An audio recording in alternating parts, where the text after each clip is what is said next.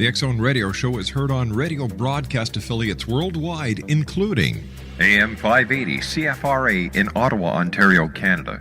WPUL AM 1590 in Daytona Beach, Florida. KOHI AM 1610 in St. Helens, Oregon. KHRO AM 1150 in El Paso, Texas. And for more information on becoming a professional broadcast affiliate of the X Zone Radio Show, visit www.xzbn.net or call toll-free worldwide 1-800-610-7035.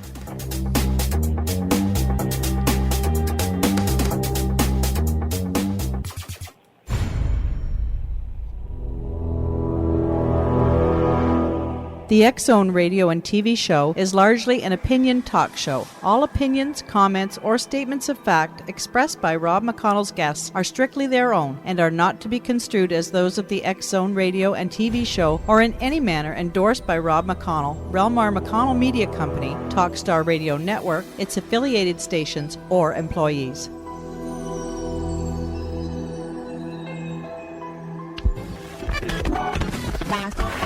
All Hit Radio.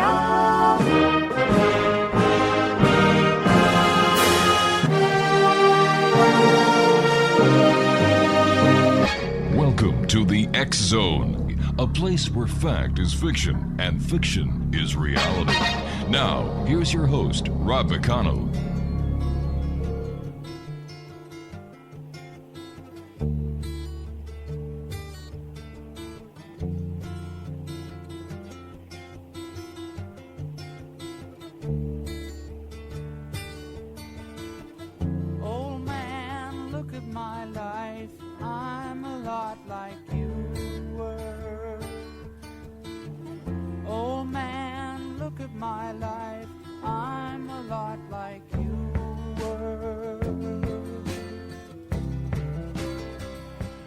Welcome back to the X Zone, everyone. Jeffrey Wands is my special guest this hour.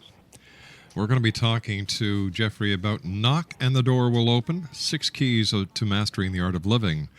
Jeffrey is the author of Another Door Opens and The Psychic in You. He appears frequently on national television, including Extreme Makeover, Home Edition, Today's Show, Maury, and A&E's Mediums. We see dead people, in addition to hosting his own weekly radio program, Psychic Sunday, on Long Island's WALK 97.5 FM. Jeffrey is a popular guest on radio programs across the country, including here on the X Zone. And Jeffrey, always great having you. Tell us a little bit about your new book, Knock and the Door Will Open. I mean, basically, this is a lot more offbeat for me. It's more about having people or helping people be able to change their life, and I kind of break it down into 6 keys. And one of my favorite keys is, the soulmate section, because doing radio all the time, I get people that call up, they're like, I met my soulmate, and it ends up not being their soulmate, it ends up being their cellmate, of course. So yeah. It's a whole different element, but I kind of like give people some working stuff to work with to what you are able to connect with your soulmate. And I tell people it doesn't always have to be in a love way. It could be a best friend that's a soulmate. It isn't always, in that capacity, I married my soulmate, I found my soulmate. Soulmates can be a best friend, they could be a son, they could be a daughter, so it could be on that level. What are some of the... Is that the most frequent question you get asked during your talk show? Constantly. Right now, the big thing is money, and am I going to find my husband? Well, if he's... So what are they saying? How am I going to find the guy who has a lot of money, or how am I going to find the money, then the guy?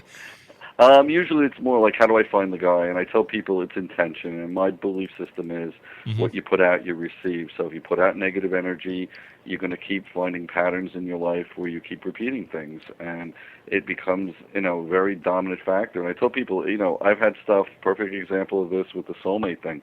I had a young lady come to me, and her mom never liked anyone she dated. So she finally found somebody, her mother had passed away, and she was like hemming and hawing about marrying the guy because she was worried, his mom from the other side going to like him, love him, or whatever. And I was very blunt with her. I'm like, look, your mother never liked anybody because of the fact that your mom controlled you when she was here, and you're going to throw your whole marriage away because you're worried if your mom likes him or not. Especially now that she's passed and gone to the other side.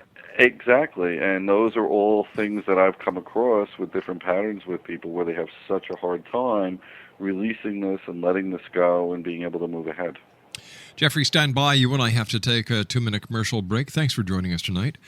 Exo Nation, Jeffrey Wan's our special guest. His new book, Knock and the Doors Will Open, 6 Keys to Mastering the Art of Living. His website is www.jeffreywands.com. That's JEFFREYWANDS.com.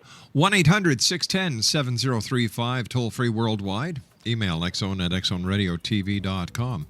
On MSN Messenger, exxonradiotv at hotmail.com, and 2 websites to remember, www.xzoneradiotv.com and www.xzonetv.com. We'll be back on the other side of this commercial break in 2 minutes with Jeffrey Wands, talking about his brand new book, Knock on the Door.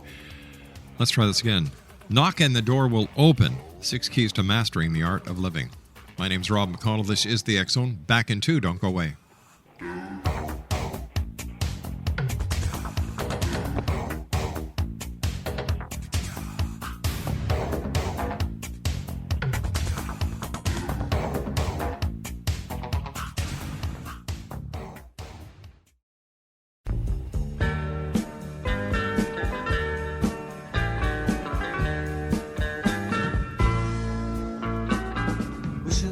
And hoping and thinking and praying, planning and dreaming each night of a charms that won't get you into her arms.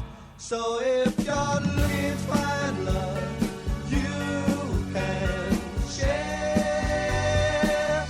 All you gotta do is hold it. Jeffrey Wands is our special guest. Knock and the Door Will Be Open, 6 Keys to Mastering the Art of Living. Living is his new book. His website is www.jeffreywands.com. Jeffrey, what are the 6 keys to mastering the art of life or living? I mean, I think, I broke it down. I think the first step you got to do is you got to evaluate yourself. That's the first thing. And what I tell people is I kind of look like life is a jigsaw puzzle. It's kind of like making energy work for you. And usually when people evaluate themselves, they're following the same negative patterns. They're following the same disappointments. They're carrying things over and over and over and over. And I kind of take the first key as being able to evaluate yourself so that you understand what it is that's holding you up, what's causing you not to let go, and what's causing you from really getting to where you're supposed to be. Probably the second one, we talked about relationships, Yes.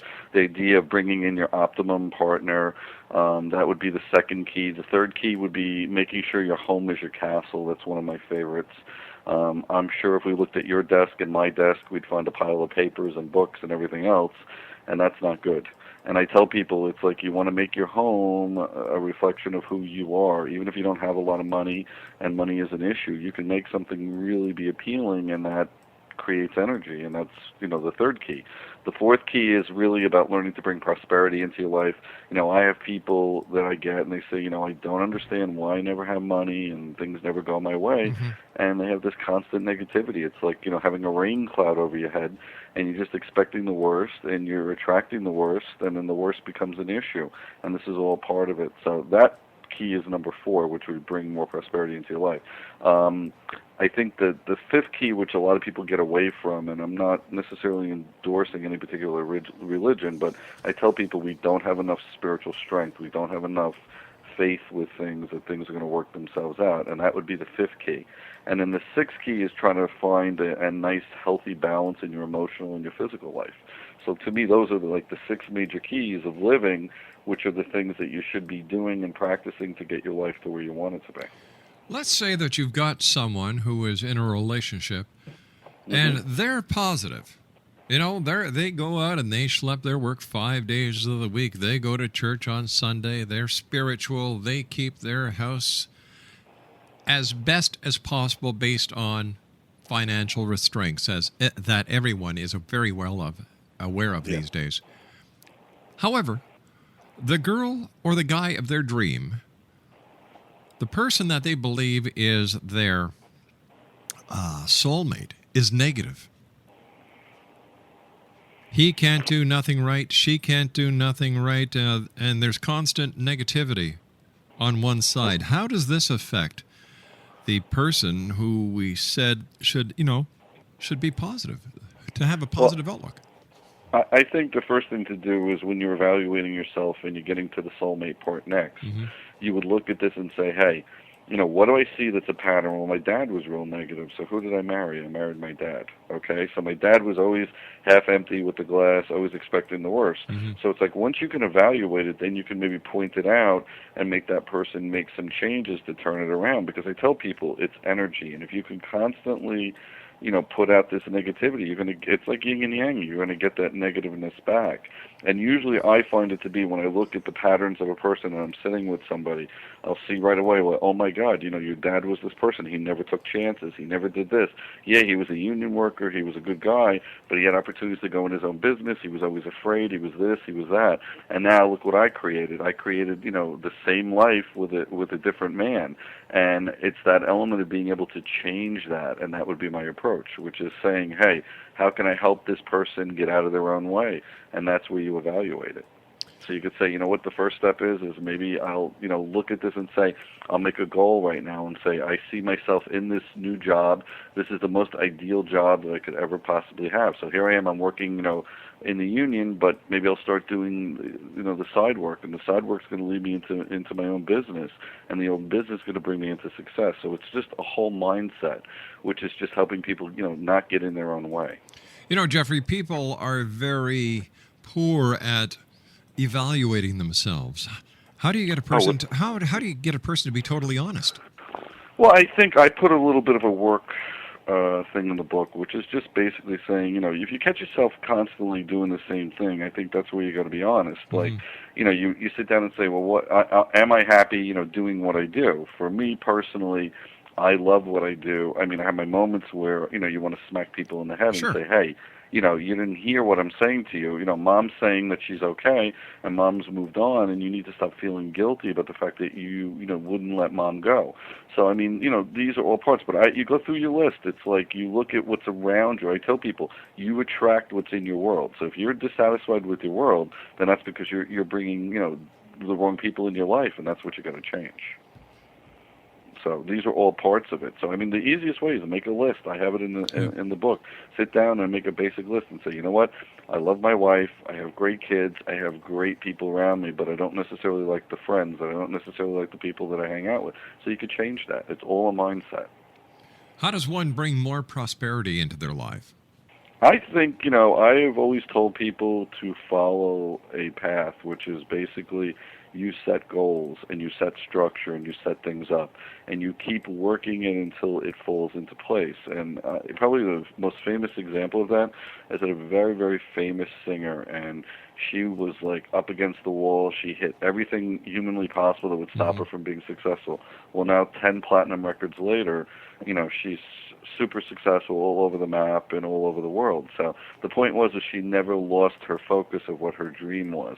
Granted, you have to be honest when you evaluate yourself and say, if you're on American Idol and you can't sing and you've gotten thrown off American Idol, that should tell you something that, that's not a viable career. How long do you keep on trying? Like, when do you know it's time to get off of that train because the train's going to the wrong station for you? I think what you have to do, which is the first step, is being honest with yourself and saying, hey, I put myself 2 years. This is my plan. If it doesn't work out in 2 years, then I'm going to take something else on. And usually I find it is if you're honest when you're evaluating and you're honest about your goal, ultimately you do get to a place. You may not be, the next Bill Gates. You may not be the next Donald Trump, but you do get to a place where you're very sustainable and you're very happy in what you're doing. Do you find people at times set their goals way too high? Oh, absolutely. One of the things I talk about in the book is you got to be realistic with your goal. Set high, but don't. It's like saying, I want a 20-story building.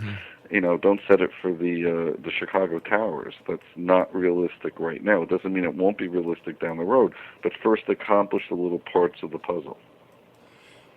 Jeffrey Wands is our special guest. We're talking about Jeffrey's new book this hour, Knock and the Door Will Open, 6 Keys to Mastering the Art of Living. His website is www.jeffreywands.com. What was the hardest chapter for you to write in your book? I would say probably the emotional one.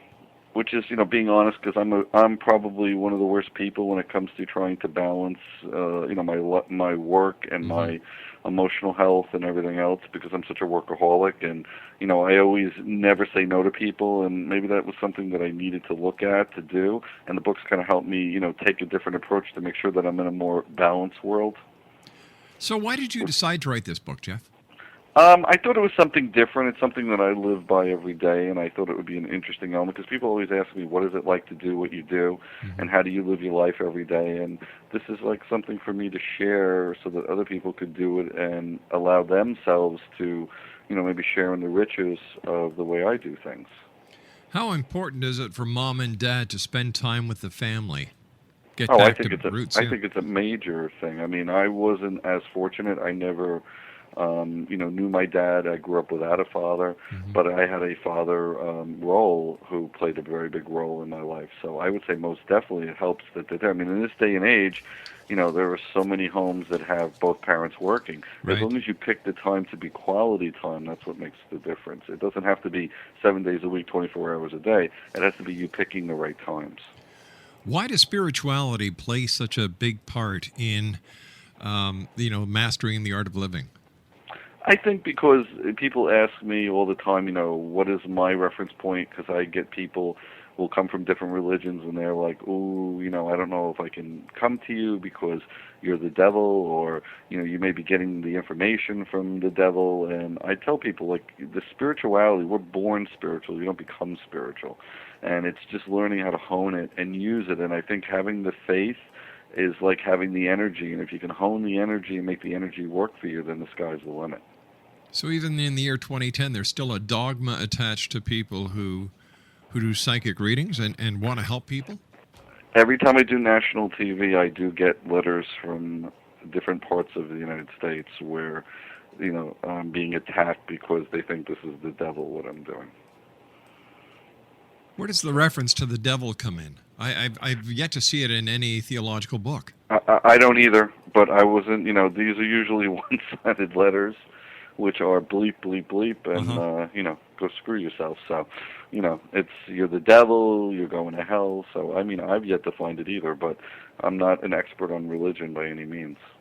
Do you find more and more people in today's society are looking to psychic phenomenon as a possible connection with a better tomorrow? Oh, without a doubt. It's changed a lot in the 20-plus years that I've been doing it. It went from being all women to 50-50 men, from judges to lawyers to professional people. So it's definitely changed tremendously. I tell people, especially with someone like myself, you want to go to someone that someone has had some sort of personal experience with. And you got to be careful, like anything else. And I had talked about this in my first book. We're real big in New York about the gypsies, and I get people, I can't tell you, maybe 4 or 5 people a week that have gone to gypsies. And I've said, oh my God, this person told me all these things and then told me I was cursed. And if they break an egg open in the cemetery, and my great-great-grandmother was cursed, and that's why, I've never found a good, healthy relationship. And I laugh because I had this one woman, and I was like, well, maybe you think the problem is you're attracting married men all the time. That's why you're not having good relationships. So, you think that might be an issue, Rob? Jeff, stand by.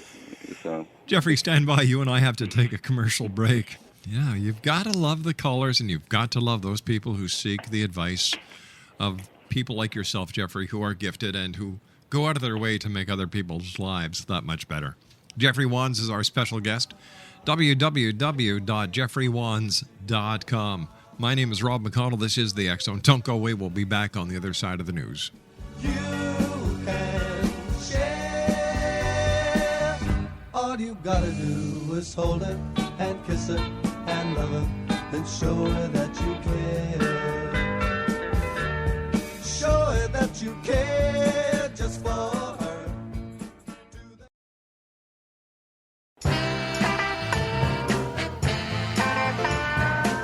You're listening to the X Zone Radio Show, live and around the world on the Talkstar Radio Network, X Zone Broadcast Network, UK High Definition Radio, Euro High Definition Radio, and Star Cable. Our toll-free telephone number worldwide is 1-800-610-7035. Our email address, xzone@xzoneradiotv.com. On MSN Messenger, xzoneradiotv at hotmail.com. And our website, www.xzoneradiotv.com.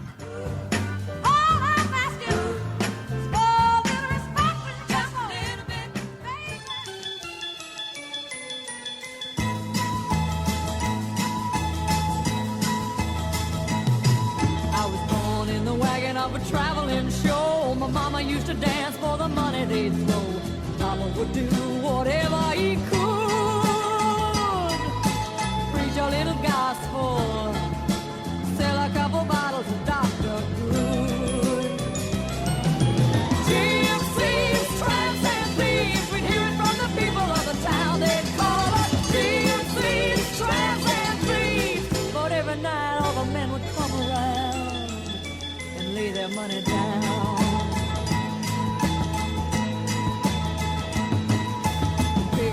Jeffrey Wands is our special guest this hour. Exonation, www.jeffreywands.com. Jeffrey has a new book that has come out entitled Knock and the Door Will Open, 6 Keys to Mastering the Art of Living. Once again, his website, www.jeffreywands.com. Jeffrey, before we went to the news break, we were talking about the gypsy fortune tellers. Now, what do they have that draws people to them in giving them $60,000, $70,000 in cash or jewelry? And you know, I've even heard of a case in the Niagara region where the show used to be done from CKTB, where this lady actually got built of cash, cars, furniture, and land. I'm not surprised. You know what? I think they do have some ability, but I think what happens is that they kind of exploit the vulnerable, and they're able to kind of hit on things. Mm-hmm. And I think what happens is usually they kind of stake them out, they smell them out. I had one in New York, I'll never forget this. Lovely little Italian woman, must have been in her early 60s. Daughter was never married. I remember doing house parties for her probably 25 years ago. And her calling me one day all crying because this woman, you know, she ran into on the street. This woman told her, your daughter will never be happy unless you do this, this, and this, and then $40,000 later. And she basically arranged for the daughter to meet somebody at the subway. You know, like anything that could make herself look good, she did. So it's just amazing. That is... I mean, I think some of them really do have ability. I just think that they take it to a whole nother level because they are gypsies and thieves. There sure are. You know, what is it with the gypsy curse? You know, we've heard about it throughout the time. They're great actors. They should be on stage. The next one leaving town, most of them, in handcuffs. But that's another show for another time. Why would a person go to a gypsy? In fact, why do people find themselves going to psychics? Well, I think with us, like my work is more about closure because Mm-hmm. I get a lot of people that have lost kids, or I get a lot of people with suicides and they're having a really, really hard time accepting the fact of why that person picked that time to go. And I think more with the gypsies, it's more where that person is in such a bad state of mind and they're just looking for the answers that they want to hear, and they're going to grasp at straws and do just about anything to get to there. A lot and of that's people... why they go in that direction. You know, we used to have psychics on. We'd open up the phone lines, and you'd get the same questions. You'd get the same callers. And I know that you and I were talking that you have a 6-month no callback rule on your show. And you were saying that people try to disguise their voice, and, you know, they try these various tricks, and, you know, obviously you know who they are, and you give them the same rating. People say, am I going to find Mr. or Mrs. Right? Well, are you looking for them? Do they know you're available? You know, what are you doing? It's just like a person that would say, am I going to get that job I applied for, or am I going to get a better job? Well, have you applied for one? They expect you as a psychic to give them the magic pill that's going to make their world all better without realizing that they have to do a lot of work in order to make it happen. Agreed. They don't want the responsibility. They want to give me the responsibility. So how do you deal with this? And like somebody calls you today and then 6 months later they call you back, they ask you the same question. Do they ever challenge you on why certain things have never happened? And if so, how do you handle it? And I'm able to point out to them and say, hey, it's like what you said about the job. If you don't go looking for a job, as good as I am, how can you possibly expect to find a job? You have to put yourself in that place. You have to make that energy happen for you. I mean, if you're constantly fighting with your coworkers and you're applying for, a promotion at your job, how do you expect to get a job if you can't, politically be correct and do things in the right way? But that's kind of what I'm able to do with people. I kind of point out where their obstacles are and how to get rid of their obstacles. In hard economic times like now, are more and more people coming to you for advice or for assistance in ending these financial woes? I think they're more afraid about taking the wrong choices right now. I'll have people saying, should I buy the house? Can I afford the house? I mean, I tell people I'm not a financial planner by any means, and I'm here to try to help you find a direction. I had more people now taking chances about going into businesses and being successful because this is the right time for them to do it. So I think more of it right now is people get panicky in rough times. The end of the world is not coming. I mean, even though everybody thinks 2012 we're not going to be here, I hate to disappoint everybody. We're still going to be here. Yeah, I agree with you 110%, and I'd like to know why people believe we're not going to be here, because even the Mayans are saying, hey, we never said that. All we said it was the end of the cycle, like you people taking your calendar off the wall on January the 1st and putting a new one up. Exactly. It's just people like to hear that. I remember with 2000, the year 2000, oh my gosh, yeah, I was listening to a particular radio host, and he was telling on how the computers are going to crash and, the planes are going to fall out of the sky. Did any of that happen? Of course not. Nope, but a lot of people got suckered into buying a lot of useless stuff that they couldn't use January the 1st. You got it. So it's all part of it. Yeah, maybe some people had some little computer glitches because of the programs, but I mean, that's it. But it just amazes me, with people, the gullibility. It's like, I hold myself to a high standard, and I try to do what I can do to help you. If I can't help you, I won't sit with you. As well, a person can only be helped if they want to be helped. Without a doubt. Yeah. 1-800-610-7035, worldwide toll-free. Jeffrey Wands is our special guest. His website is www.jeffreywands.com. We're talking about Jeffrey's new book entitled Knock and the Door Will Open, 6 Keys to Mastering the Art of Living.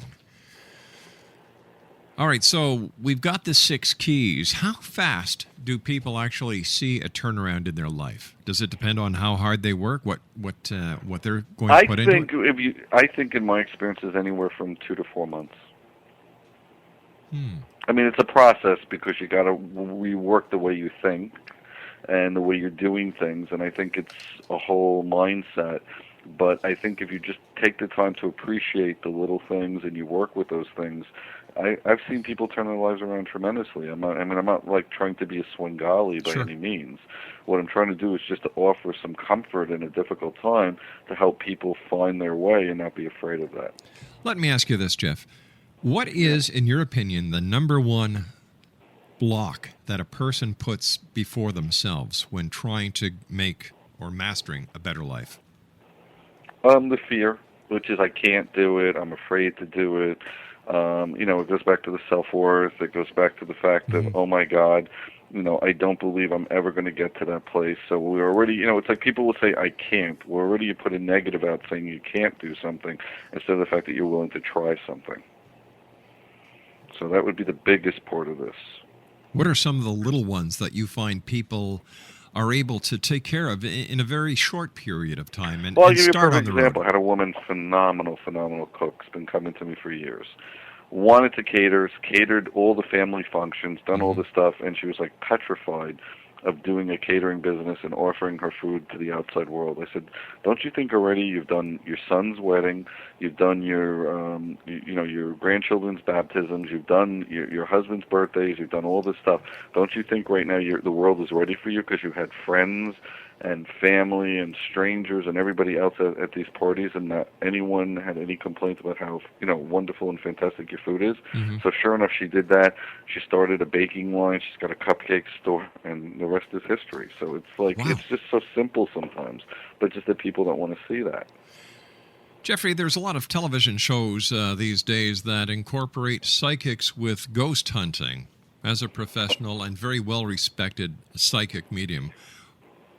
How do you find those shows? And I'm not a fan of a lot of ghost hunters, and I don't want to make this sound cryptic by any means, but I find it to be that I've done enough Maury shows. I don't really work with any particular paranormal group. We've done stuff where they'll take me to a haunted house, or they'll take me somewhere where somebody's having issues.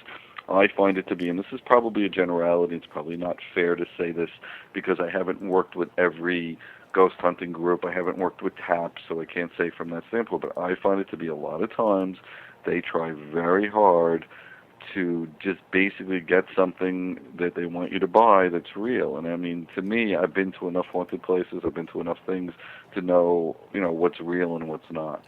What's been your scariest moment? Let me think. Maury had sent me to a house one time that had a person that had killed themselves in the house, and I had something fly off the shelf and almost hit me in the head. So I would say that was pretty scary. So would you say that there definitely is a demonic side of life, negative spirits? I would have to say to you there has to be, because there are negative people in the world. If that was the case, we'd have no murders, we'd have no rapes, we'd have no killings, we'd have nothing. So there has to be a negative force that's in the world, just like there's a negative force in the spirit world. Then we'd have to change it from the United States of America to Utopia States of America. Exactly, and it would make no sense. So I laugh with people because I'll get people that sit in front of me and say, I don't want to hear anything negative, I want to hear anything positive. So, I mean, come on. Life is not all positive. What was it like working with Maury? You know what? It was a lot. Maury's a great guy. Maury's a skeptic. I have to say Maury's very respectable in the sense that he treats me in a very good way. I mean, he hasn't come out with us. I'm working more with the producers. We've been all over the place. We went to the Eastern Penitentiary. That was an interesting experience. I've heard stuff. I've seen stuff. We actually even did an episode on their old studios. They moved their studios from the Pennsylvania Hotel, which is an old hotel in New York, to Stanford, which is the Stanford Theater now, which I have not really had time to really spend the night there, which I would like to, because it goes all the way back into the turn of the century, and there's a lot of activity there. But the Pennsylvania Hotel, I was actually able to pick up on somebody who actually jumped off during the Depression, and during the stock market crash, and lost all his money, and he came up during a little bit of a seance thing that we had done for Maury.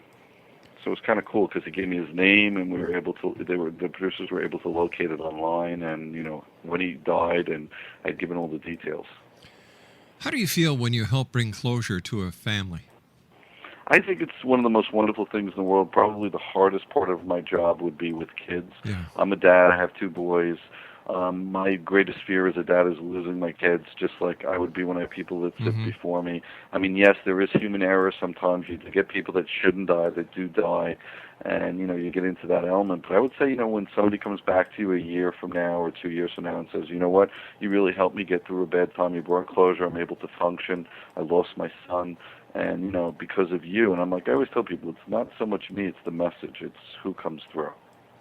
Jeff, And how they're able to help that person. You're a very compassionate person. How do you distance yourself enough so that the work that you do doesn't take its toll on you personally? Well, that was one of the things we talked about the chapter. I mean, it gets... my kids will tease me. I will come home. They can tell when I sit with somebody, and they're like, oh, my God, who did you say... you must have seen somebody who just died in a car accident because you told me 4 times to be careful with my driving. So it's hard. I mean, I've been blessed in the sense that I recoup my energy very, very fast and very quick. Now, usually it'll take me maybe a couple of hours to bounce back. When you see someone, let's say, who died in a traffic accident, do you see them as they were before the accident or as they appeared after the accident? Usually I will see them with what went on. We had a situation here in New York where a very prominent doctor surgeon was killed crossing the street by some kid who was racing and proceeded to drag him down the street where he lost limbs and the whole bit, and he actually came through with limbs missing. I think it was more so that his family would understand, because they needed to know it was really him, and I just wasn't saying that it was him. So he gave me details. In other words, he was missing fingers, he was missing toes, because he was dragged like 3,000 feet. What is the message that most spirits, or most of those who are on the other side, want to express to their loved ones when they come back for that glimmer in time? Most of the time it's, we're okay, we got across, please don't worry about us, thank you for letting me go. It'll vary. I've had them come through and say, you know what, I don't want you to be happy. I mean, I had a woman I sat with, the husband was that miserable. And he's like, I don't want you to ever be happy again, because I want you to be miserable that you lost me. And, not everything is kumbaya. It doesn't work that way. So do you actually tell the woman that, hey, I mean, in a nice way, I'll say to her, I got to tell you, he's not willing to let go of you. He's still all pissy about dying. He's still mad. He doesn't want you to have anybody else. You belong to him. And that can get ugly. I would imagine so. We have to take our final break, Jeffrey. Please stand by. Exonation. Jeffrey Wands is our special guest. He is a renowned psychic medium. He's been on Maury, he's been on A&E, and he's got a new book, Knock and the Door Will Open, 6 Keys to Mastering the Art of Living. His website is www.jeffreywands.com, and we'll be back on the other side of this commercial break as the X Zone continues from our studios in Hamilton, Ontario, Canada. 1-800-610-7035, worldwide toll-free. Email xzone@xzoneradiotv.com. On MSN Messenger, xzoneradiotv@hotmail.com. And our website, www.xzoneradiotv.com. Jeffrey Wands and I will be back on the other side of this break. Don't go away.